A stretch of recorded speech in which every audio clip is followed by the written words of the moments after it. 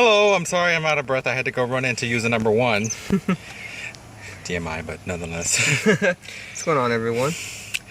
Today we're here to talk to you a little about a big Marvel movie, or should we say small, no pun intended, about Ant-Man.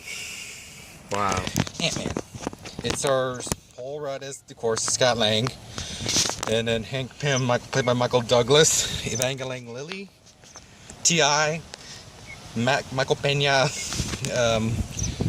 Bobby Cannavale, and Stoll from The Strain. And it's about, basically, we don't want to get too involved. Basically, Hank Pym recruits a con man named Scott Lang to steal some tech from Darren Cross, played by Stoll. And he must be able to, which basically has a danger to the world, or so basically it's like the same spot stuff, but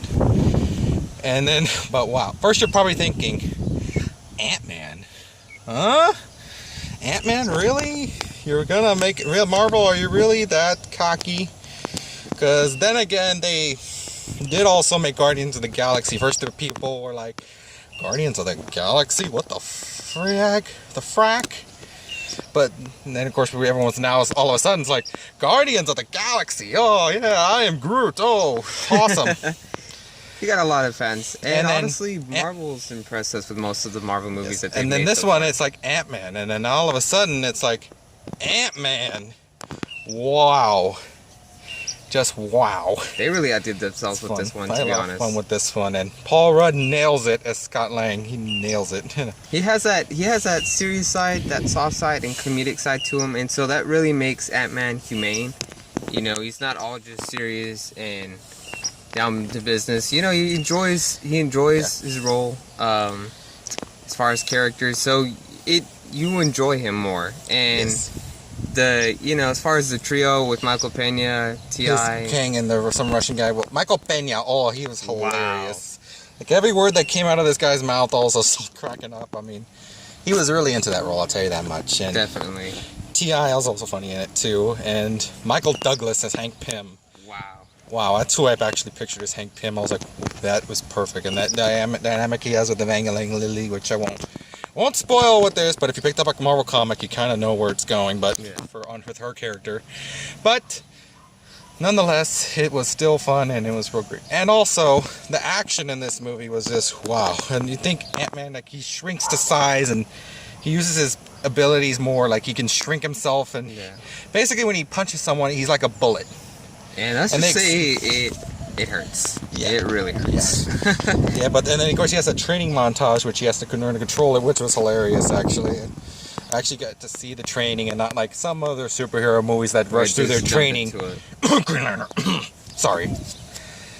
But yeah, it was funny, and also this movie had a little problems in production because it was originally supposed to be directed by Edgar Wright, written by him, and unfortunately, some creative differences came between them. Now we have Peyton Reed, who did Bring It On, and the first Bring It On and Yes Man comedies. And we were wondering, but then again, the Russo brothers gave us Captain America: The Winter Soldier, and they directed comedy too. And we were optimistic, and Peyton does a great job. He also does Edgar Wright styles in some parts, and with some of the quick cuts. And I was real happy, actually, they gave Edgar Wright screen credit. That is true, to be fair. Yeah. So that was real nice of Marvel and them to do that, and yeah. And then now let's talk about the villain, Corey Stoll. Wow. Who is... Well, he is your basic, like, I'm a bad guy, and oh my god, I'm so evil, and I do not have a shred of sympathy. Hey, you want to... test that... Oh, you're hesitating on testing that sheep, huh? Well, test him! Test him, damn it! But wow, Corey, he's a great actor. Like, I know he's known for House of Cards and The Strain, which is on the second season, by the way, which also has him in it. He plays a good guy, now he plays a villain in this movie. So, but he did a great job for what he was given, and the Yellow Jacket suit was pretty cool. It was, to be honest. It was actually, the way they styled the Ant-Man suit and Yellow Jacket. They actually said, like, Paul Rudd's costume was practical, but Corey Stoll's was CGI, which I didn't notice. In fact, the entire CGI in the movie, I didn't really say, okay, that's CGI. Yeah. Okay, that's CGI. Now. They really graphically did it real well. And especially with the ants, him interacting with these ants, it's awesome actually. And you may look at ants differently the same now. So overall score, I had a lot of fun with Ant-Man. I would give this a strong 9.5 out of 10.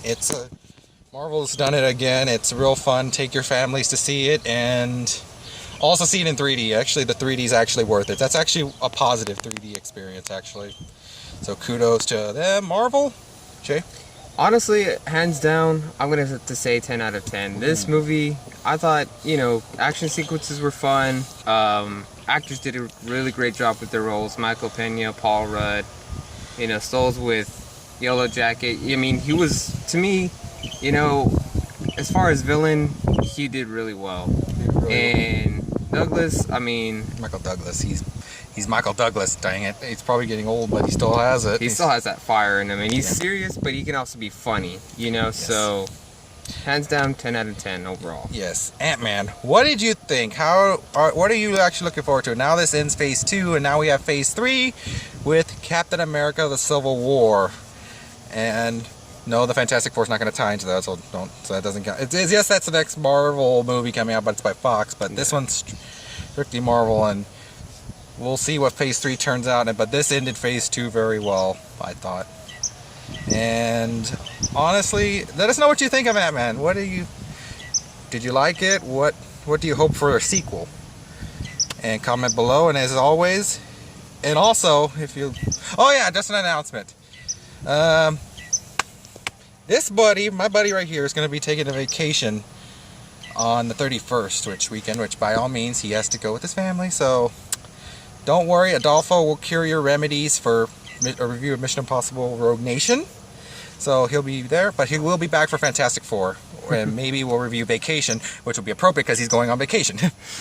So, yeah, if you like what you see, click that like button and see y'all soon. See y'all soon.